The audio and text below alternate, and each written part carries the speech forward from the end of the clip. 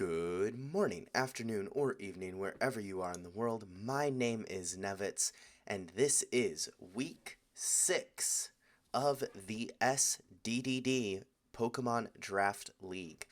This week, my Bouffalant Bills, currently sitting in first place in the division, are fighting against Cobalt Blade and the Johto Drakes, who are currently sitting in third place.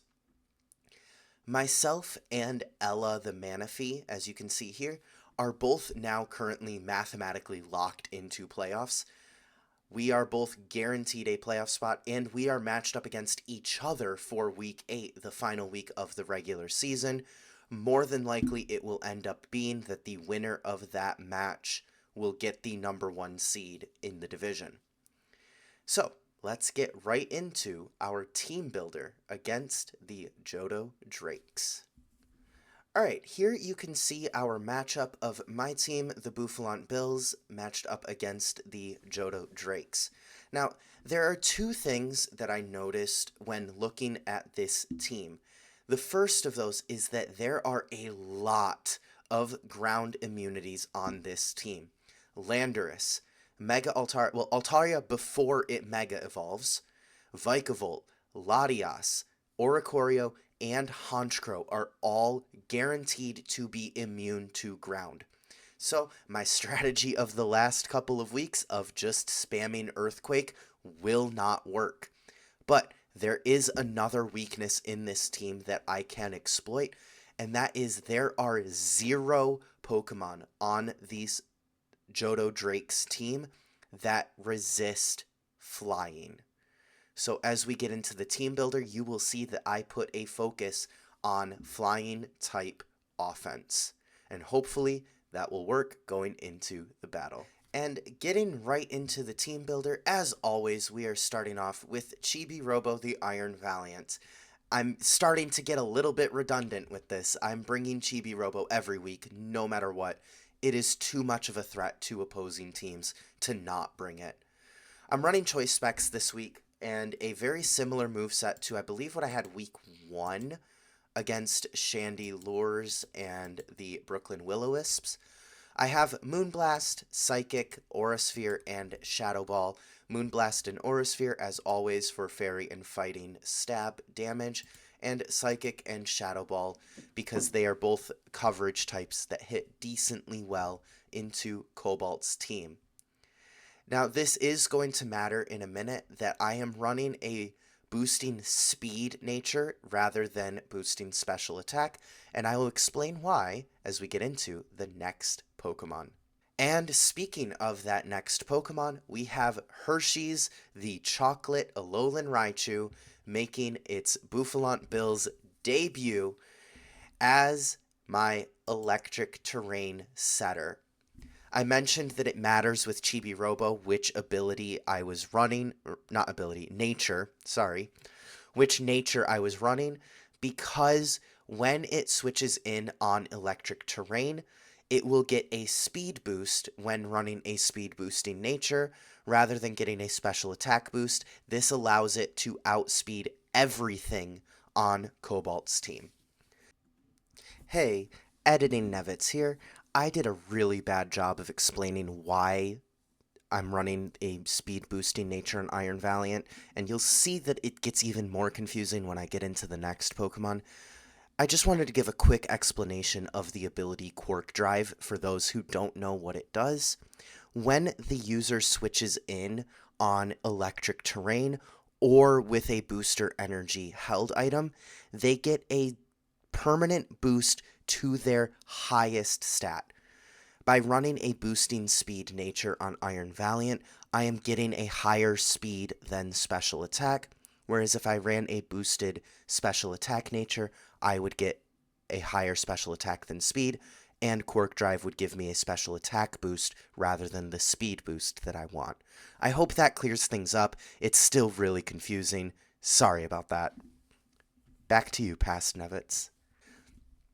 In addition to electric terrain, I'm also running Rising Voltage for electric type stab that is very strong in electric terrain, Psychic, and Surf for more coverage. with, of course, the ability Surge Surfer that doubles my speed in electric terrain. And coming back from last week, we have Factory Reset the Iron Moth. It did not get a chance to shine last week, as Salamence just came in and swept. But this is another Pokemon that benefits from the electric terrain set up by Hershey's. With its Cork Drive ability as well, it will be getting a special attack boost. This one does have a speed boosting nature, however, its special attack is still higher than its speed, and I am running that intentionally. I'm running Fiery Dance and Bug Buzz, similar to last week, along with U-Turn and Sludge Wave as well for its moves. Heavy Duty Boots prevent it from taking Stealth Rock's damage when it switches in, which is going to be important as it is one of my few Pokemon that takes extra damage from Stealth Rocks because of its fire typing.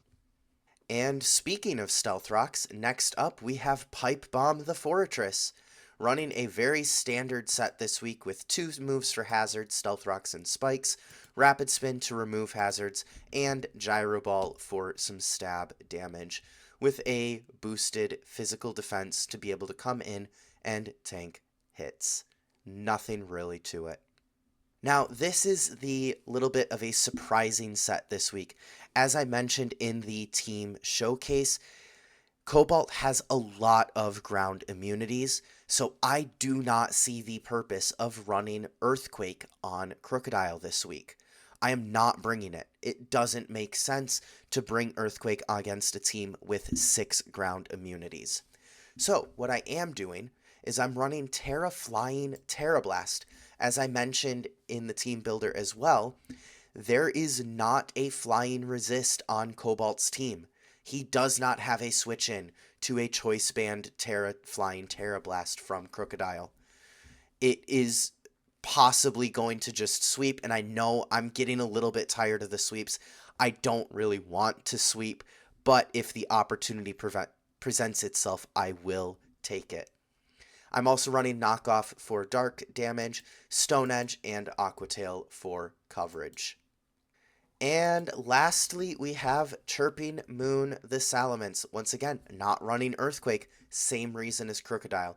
I am running Dual Wing Beat with Dragon Dance to be able to boost my attack and speed, Dragon Claw for stab damage that hits almost everything for neutral, and Temper Flare for more coverage, and its power doubles if Dual Wing Beat misses the turn before, which will be very, very good. I'm running Life Orb this week, which boosts my damage but makes me take damage in recoil, which is fine, and Moxie to boost my attack. So that is the team for this week. I hope that you guys do enjoy the battle. I'm going to do the replay format once again, like I did for last week. I liked it a lot better. I felt that it went more smoothly and didn't have as much quiet time. So we are going to be continuing to do the battles that way. I will see you there. Alright, and here we are in the battle between myself and the Cobalt Blade and the Johto Drakes. As you can see, I am wearing something different. I am recording this the day after everything else in this video was recorded. And as you will see pretty early on in the chat, Cobalt is telling me which Pokemon of his are Terra, because he did forget to do the Stellar thing. It's not required. It's something that is just kind of a nice thing to do, of making all of your non-Terra Pokemon Terra Stellar, to make it easier for your opponent to know what your Terra Pokemon is. So as we get right into this, I am seeing this team. It's a lot of what I was expecting for Cobalt to bring. But as we get into the battle, you will see we have one of my closest battles all season. So we will get right into it. Cobalt does lead with Clodsire. I am leading with Pipe Bomb the Fortress. And in this moment, I'm not really sure what Clodsire is doing. I decide to just go ahead and set up Stealth Rocks. And Clodsire does go for Earthquake. It doesn't do that much to Fortress. I'm not too worried. And then it uses Toxic Spikes. Cobalt Blade is asking me if it knows Explosion because of the name Pipe Bomb, and I'm just letting him believe that it knows explosion at this point, because it's kind of fun. So I just said I plead the fifth. Um, and as you can see, I went for Gyro Ball here. It didn't do a lot of damage. I wasn't really expecting it to. It is a neutral hit, but Clodsire is also very slow, and Gyro Ball does more damage the slower you are than the target. So it's very low power in this situation. Then, as we get into the next turn, I see that Clodsire has Black Sludge, so I'm deciding to go ahead and start setting up spikes. Clodsire now has 2 layers of Toxic Spikes here, and I believe this is the turn, turn 4. I had been considering switching into Iron Moth because Iron Moth as a poison type would absorb those Toxic Spikes, but I was worried about the Earthquake from Clodsire that would have just simply destroyed Iron Moth. So instead, to get rid of the Toxic Spikes, I went for Rapid Spin. Now, this is a problem. I am now at +1 speed, and as I mentioned, Gyro Ball does more damage the slower you are than the target. I am making myself faster by clicking Rapid Spin and effectively lowering the power even more of Gyro Ball. So this next turn, I decide to go ahead and switch out Fortress, and I send in Salamence here. And Cobalt switches in Landorus, and I notice right away Landorus didn't take any damage from the Stealth Rocks. I knew that it was heavy-duty boots and probably had Defog. So I switch into Crocodile, hoping to be able to get its item gone so that if I set back up hazards, it will take damage in the future. And it uses Taunt, expecting me to go Dragon Dance on Salamence, but I had switched out. So I get to use the knockoff, and then there is the Defog from Landorus. After that Defog, Landorus switches out, goes into Lucario, and I am wishing that I had brought Earthquake here. Well, it doesn't matter actually, because I am Choice Band. But this switch into Lucario is actually a strategy that I have so much respect for. Lucario has an ability called Justified, and we're going to see what Justified does right here. It raises Lucario's attack when it gets hit by a Dark-type move, which, knockoff, of course, is a Dark-type move. So in that switch into Lucario here, Cobalt now gets a free +1 to Lucario. I bring in Factory Reset here, hoping to be able to use a Fire-type move, and it just goes Terra Normal Extreme Speed, and Factory Reset is dead. Unfortunately, that is one of the weaknesses of Iron Moth, is that it does not have the best defensive stats. It's solid, but not fantastic. It is designed to outspeed and kill, but you can't outspeed an extreme speed. So in this situation, I bring in Chibi Robo, and I am just praying that it can live an extreme speed, and it does, and then it will finish the job with an Aura Sphere, taking down Lucario. Then Cobalt brings in Altaria, which I switch into Pipe Bomb here. The Will-O-Wisp is not what I was expecting there. I was expecting a Mega Evolution into like a Hyper Voice with Pixelate that would be super effective on Chibi Robo. So I wanted to switch into my Steel type. And Altaria is also not the fastest, but it's also raising its defense. So Gyro Ball is not going to do much of anything here. I still use it anyway, and if I could have this battle again, this is a play that I would have absolutely switched. I don't know why I went for Gyro Ball here against a +3 defense Altaria, even if it is super effective. So, and then in this situation, I switch out to Hershey's. Hershey's will set up the electric terrain, get hit by a Moonblast, take a decent bit of damage, and now here is the issue.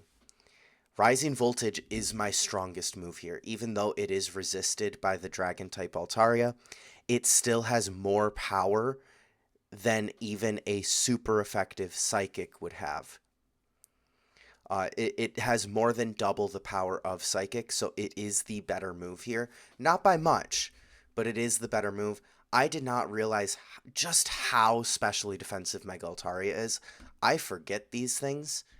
Um, and so I am just trying to get damage on it. And you can see I sacrifice Hershey's here to get another Rising Voltage off. And I got a high roll and then immediately followed by a low roll. I bring in Chibi Robo. And I was considering clicking Moonblast here, which would have just completely knocked out Altaria. However, I thought, because I'm choice specs, I thought maybe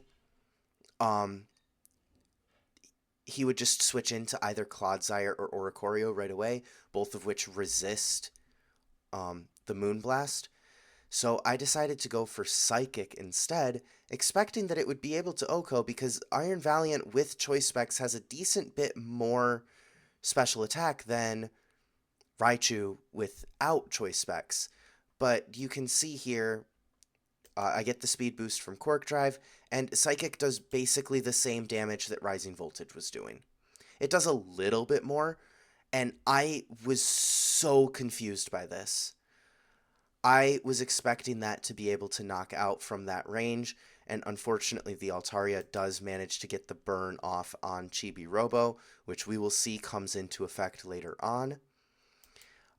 So I just go ahead and click Psychic again because that's all I can do with choice specs, and take out the Mega Altaria. Cobalt switches into Clodsire here, which gets 2-hit KO'd by Psychic. It does set up Toxic Spikes, which is fine.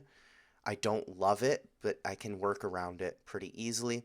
And at this point, Chibi Robo is so close to dying from burn. I